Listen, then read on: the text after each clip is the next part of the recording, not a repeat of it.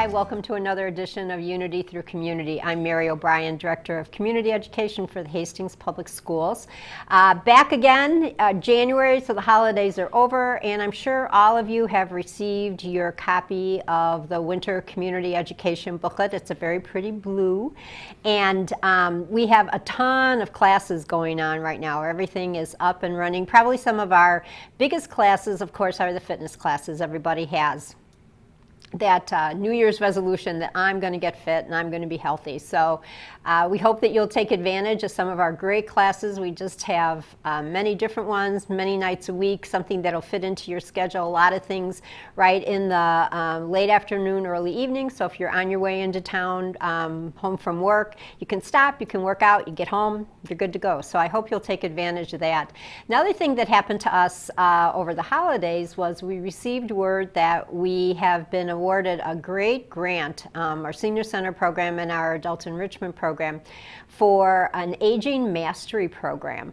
More information will be coming out about it, but we'll have a series of classes for people who, and you don't necessarily have to be a senior, 65 plus, you can be any age range, which I think is really important to think about what are the issues you want to identify for yourself, and then maybe even for your aging parent or another family member. So we're going to have a series of great classes, and we're really looking forward to bringing this to the Hastings community. I think we're one of 3 different communities in Dakota County who received this grant. So very excited, and hopefully you'll be able to take advantage of it. And as things get defined a little bit better, I'll have Lori Thrush, our Senior Center Coordinator, and Zena Stephanie, our Adult Enrichment Coordinator, come on the show, and they'll tell you more about it, so we'll be good to go.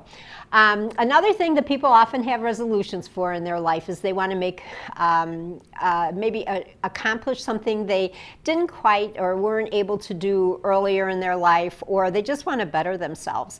And one program we have through community education that people maybe aren't always aware of is our adult basic education classes. This is different from adult enrichment. So adult enrichment is you want to learn how to cook. You want to take a class on, right now we have some really interesting classes coming up about it. You probably didn't realize this, but it's the 75th anniversary of Mount Rushmore. We have a class coming up in early February on the presidential election. It just gets more and more interesting every day. And actually, Professor David Schultz from Hamline University, and many of you may have seen him on commercial TV, not cable TV. He often is on KARE 11 as their political consultant. He's going to come down and do a class about the presidential election. I know I'm going to take that class because I think he's very knowledgeable and want to hear what he has to say. So we have, classes like that where you just kind of expand your mind or you learn something fun.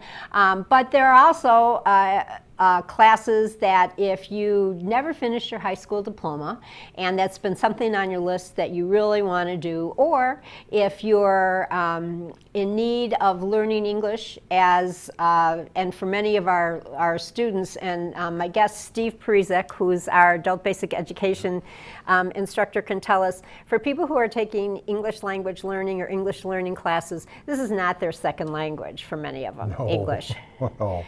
Usually I have people that speak up to 6 languages. Oh, you're kidding? Most Wow. of them speak 2 or 3, Okay. if they even include English as one of theirs. And we do about an intermediate level, so a low intermediate on up. Okay, so tell me what low intermediate, if I'm watching this, or there's a family member watching this and they're thinking, oh, that might be good for them to take some English classes. Do they have to speak English at all to take your classes? They don't have to. I mean, we've had a few that are coming in and just are at a low level. Okay. But the target is a low intermediate, means they know some English, they can read some, they can speak some, and they can. We can work with phonics. They understand the basic phonics, the basic phonics of the alphabet, and then we'll do blends and how to pronounce them, and the PH saying the F, yep, they get that, and just going through and then improving it to where we really like to have them at a high conversational English. And also I've been working more with writing. Both the dictation or writing stuff of their life. You know, we've done what's your favorite food, tell me about your family, questions that are more not yes, no, but they have to expand more. Sure. And then with that, we do more discussion. Yeah, we have and I might have mentioned this on the show before, but we have an exchange student from Thailand living with us right now. And he can do yes and no pretty good. And then it's, no, you have to tell me a little bit more about that. Because, and as he's gotten more comfortable with the language, he's been able to do that. But it's pretty risky to use a language you don't know and try to make yourself known to somebody who's a native speaker. And a lot of them are actually, they're looking for work too. Okay. So they're putting themselves out there even more and more. So this is helping, you know, it's like well, we focus with ABE on career and college pathways. Okay. And then pathways to prosperity. Those are two of the things that we like to do now. All right, so tell me about pathways to prosperity, because I might need to sign up for that. Yeah, that one. We're taking students both with either ELL or needing the GED. Okay. And working with them to get them either get their GED and move them on to like a college course, either a certification or a full degree. Okay. And that way to get them to a job that has a good living wage. Okay. And the same thing with our ESL and ELL students. We're working with them to get them to a job where we'd like to see them get some type of certification or training to get out there and again, get a good living wage. Right. And be able to, you know, sustain themselves and their family and provide for them. Right. So that's actually a Minnesota ABE initiative. Okay. And so, so GED, you and I both know what that means. So what is a GED, and is it the same thing as getting your high school diploma? So if I'd never finished high school, I dropped out, I wouldn't get my high school diploma, I would get my GED. Well, here in Hastings, yeah, you get the GED. The state does have adult diploma programs, but there are very few right now, and it's just in its infancy. Okay. It's just a new program, and it takes a lot of teachers to do it. Okay. So we have only 4 of us. Okay. So, but the GED, what you're looking at it is 4 sections. There's the English language arts, which is reasoning through language arts, mathematical reasoning, social studies, and science. Okay. And you get those 4, and it is more difficult than the one previous to January 2014. Okay. But it is very doable. We have Well, really you know good what? instructors. That's really good to hear that it's very doable. And I've seen that with folks who come in and there are people who just do, like, they really dedicate themselves. They come in a couple days a week, they work hard on it, and then they're able to take the tests and pass and move into the next phase of their life. Exactly, and that's the whole point. In fact, our testing procedure now, it is all online. It's myged.com, and even if they're not here taking ours, they can test here in Hastings. They can test at any testing location. You know, and we've got Mary Jo who works with them, and they come in, and she really is comfortable doing it now, and it works really well. When you're doing it though, when you come in to take our program, there's no cost. There's no charge right now. We do have one program where I believe it's $140, and you get to keep the books. Okay. You get to take them home, you get to keep them, everything, and it sets you up with the pre-test or the practice GED test that gets you then into the GED test. Okay. It's given by the same company, so it's pretty close to the actual GED test. Okay. And the nice thing about that program is you really get to do a lot more with it. Now, we have all the books. You don't get to keep them. You don't get to write in them. They have to be returned to us, you know. But you can take them out as long as you don't wreck them. You know? Okay, yeah. Don't write in them and that, and bring them back. And we provide, you know, some paper tests. But we really like to get the students to get onto the computers because it's all computerized now. And so when you take your practice test, you're really better off taking it on the computer because that's how you're going to be taking your actual test. Exactly. It really gives you the practice and the feel of it, too. Right. Besides the practice of the test, it gives you the idea of the drop downs, the hot spots, you know, the click and drag if you have to do some click and drag. It gives you the feel of how the test will go. Okay. So if I want to work on my English language skills, when would I come and where would I go? We are at the Hastings Community Education Building, 310 River. Okay. And the ESL, ELL class is from 9 to 11, Monday through Thursday. Okay. And then what about if I want to work on my GED? The GED classes are 9 to noon, Tuesday through Thursday at the, again, our Hastings Community Education Building. We also have them at night at the building, and they are for Monday nights and Wednesday nights from 5 to 7:30. Okay. And that's in room 109. Okay. And do I have to register in advance, or do I just show up? How does that work? Show up and we register you. Okay. We get it all done and ready for you to go. And if I had questions, who would I call? You would call Gabby or myself. Let me make sure I got the phone number. 651-480-7677.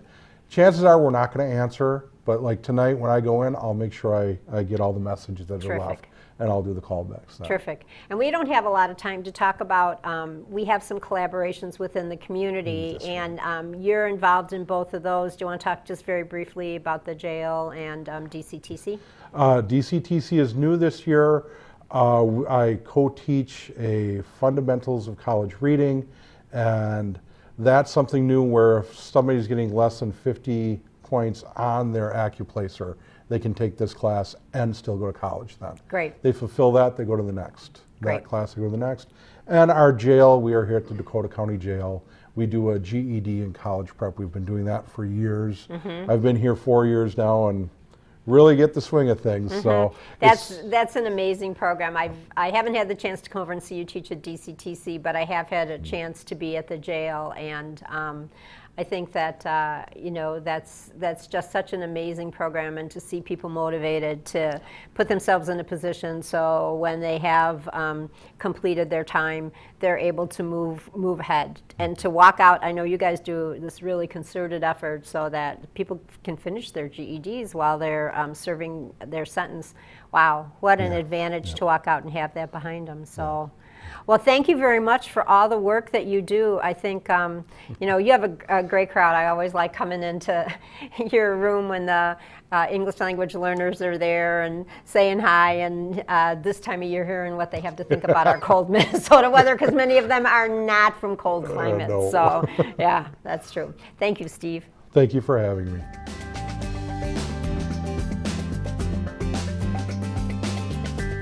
Today we have a twofer. We have two of our wonderful community ed staff with us, and this is something completely different. Our previous guest, Steve, was talking about some ongoing programming, and today we're also talking about, and I know it's hard to believe in the dead of winter, but we're asking preschool families to start thinking about what do you want to do with your little ones in the fall. So here to talk to us about it is Angie McGinnis, our early learning coordinator. Hello. Hello. How are you? Thanks for having me. Of course. Of course. So this is a big change for Children Community Preschool for next year. Correct. Talk about what the changes are and why we're making them and what we're hoping to see happen here in the community. Well, we're adding sections to our current preschool program, so we're moving towards a 5-day a week, 5 half days a week set up for kids that will be entering kindergarten. So it's for 4-year-olds that the following year will be entering kindergarten. Okay, so if your little one is going to kindergarten in fall of 2017, this would be the program for them. This would be a great opportunity, especially if you're looking for something more for your child. We just felt like it was a need in our community. People are looking for more preschool time and time for their child to be involved in a structured preschool environment. We also added a few more sections of 3 days a week, and we still have our 2-day-a-week option as well. Okay, so I have grandchildren, obviously, who I all love. They're so cute. And my oldest granddaughter, who is 5, goes to preschool, and this is her second year now, where she's gone 5 days a week, but she goes for the full day. And I remember when my son said they were signing her up for that, I was like, what? You know, what the what? And yet research is kind of fallen down on that side of saying that kids really can handle multiple days and longer days. Right. And I think it's beneficial in so many different ways for them, just to get them, you know, ready for all-day kindergarten. This is kind of a nice option because it's not the full day, but it gives them the practice of getting up every single day and going to school and having that routine. And having a routine. And, you know, kids, they're little sponges at this age, and I think we just really need to tap into that and take advantage of that. And again, a lot of families are looking for it. This was kind of a based on needs in our community, and so it's something that we hope families take advantage of. Right, and the governor did last legislative session, and the word on the street kind of is that he's going to come back again this legislative session and say we should be offering full day pre-K for 4-year-olds. Right. And that's not something that here in Hastings we're going to be doing anytime soon? No, unless, I mean, of course, if it becomes a state mandate, that's a different thing. But, you know, it's a possibility. I wouldn't say never, but something more of a one-stop shop, as I refer to it as, because many families are looking for one place for their child to spend the day because they're both at work. So maybe a component of preschool with some wraparound childcare might be an option in the future, but not for next year. Definitely not next year. Next year is our 5-day, half-day option, both morning and afternoon. And our registration is coming up on February 3rd. It's a first come, first serve type of registration. So if you have a class that you're really interested in getting in, I would make sure you get to Tilden and register early. So you that have day. to do it in person. This isn't Initially. something you can do online. Okay. Initially, we're doing it where you have to be in person, just to keep it fair for everybody. And then we'll open it up online probably, you know, a week later or something. Okay. So what time and where again? At Tilden Community Ed Building, which is 310 River Street, and it's going to start at 8 o'clock. So you just need to have a registration form. We'll have them there as well, and also bring $40 for the registration fee, and that also holds your spot. Okay.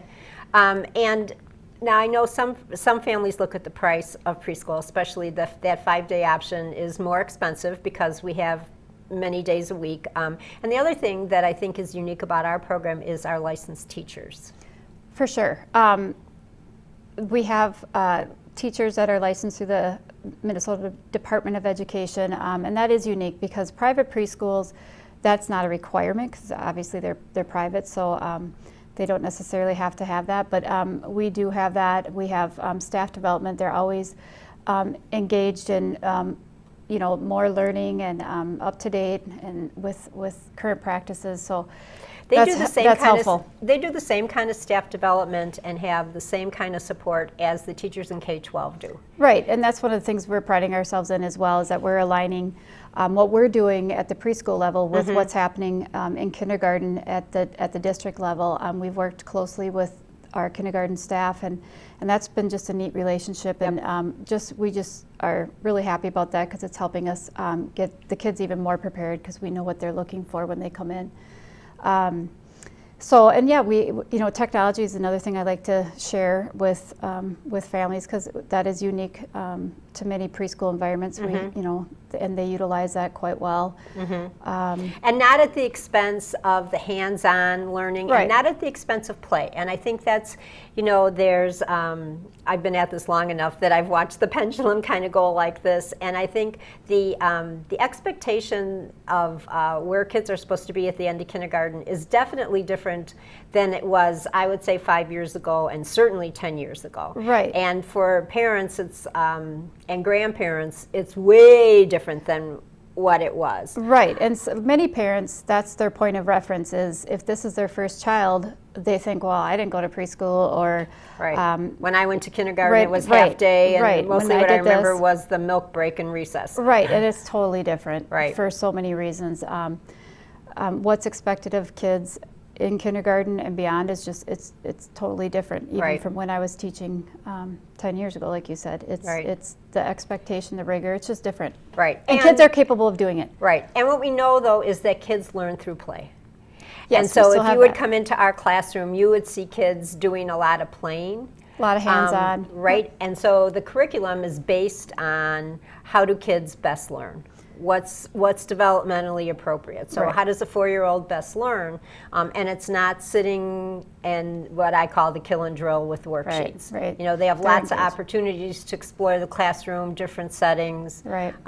So, you know, I think that when you consider 2.5 hours, that's not a lot of time to, No. you know, by the time you get them into the classroom, and, you know, and they also learn the social skills. You know, over the years, as I've talked to kindergarten teachers, they've said, if, you know, the kids can just sit and know that they're supposed to come in a classroom and sit and listen for X period of Right. time, we're good to go. Right, which is So- an important piece. People kind of forget that the structure of a day in a classroom, just learning those routines that's a big deal for Yeah. a young child to learn, Yeah. and it makes a big difference in their learning. Yep.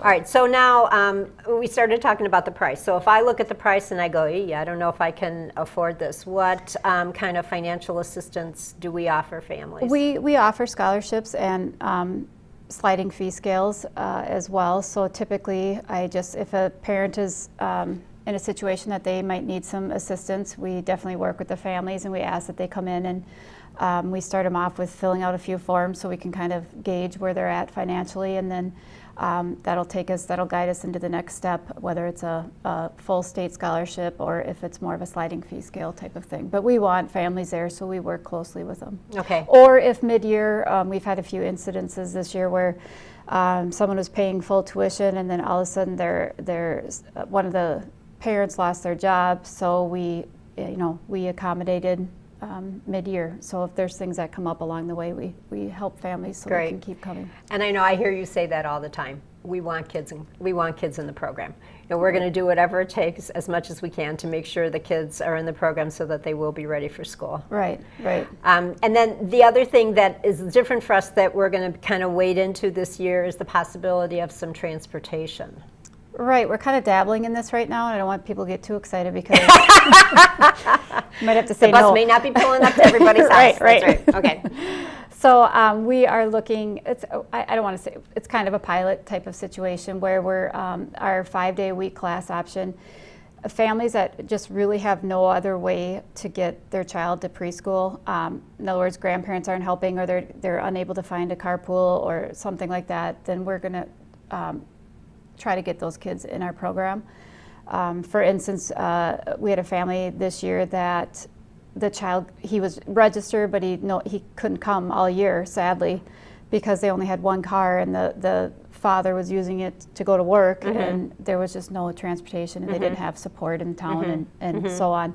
So those are the kind of kids that we want to take advantage, or families to take advantage of the transportation option, because again, we want kids in school, and if we can make it happen for them, we will. And thankfully, Superintendent Collins has been very supportive of that, and hopefully we can just add on to that and offer it to more people as we get rolling here. But Okay. so that is a great option. All right, so if I have questions, who do I call? If you have questions, you can call me at 480-7678. Also email A. McGinnis at hastings.k12.mn.us, and Okay. I'll get back to you. All right, so one more time, I'm all psyched up. I want to sign my kid up for preschool. What do I do?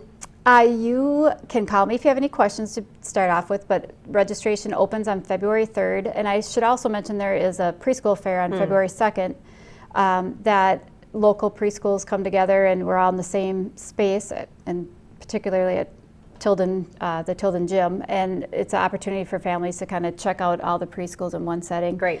So that's February 2nd. So then February 3rd, we open up registration at 8 o'clock. So again, if you really are looking for a particular section that you want to be in, I encourage you to get there early and make sure you get your registration put in so it assures you a spot. Thank you. Thank you Yeah, for thank your you. dedication to our youngest learners. You do a great job at Thank that. you. Thanks for having me. Well, thank you. That was two different programs that we have here in Community Ed. And again, if you ever have a question, you can call us at 651-480-7670 or online, www.hastingscommunityed.com. Thanks. We'll see you soon.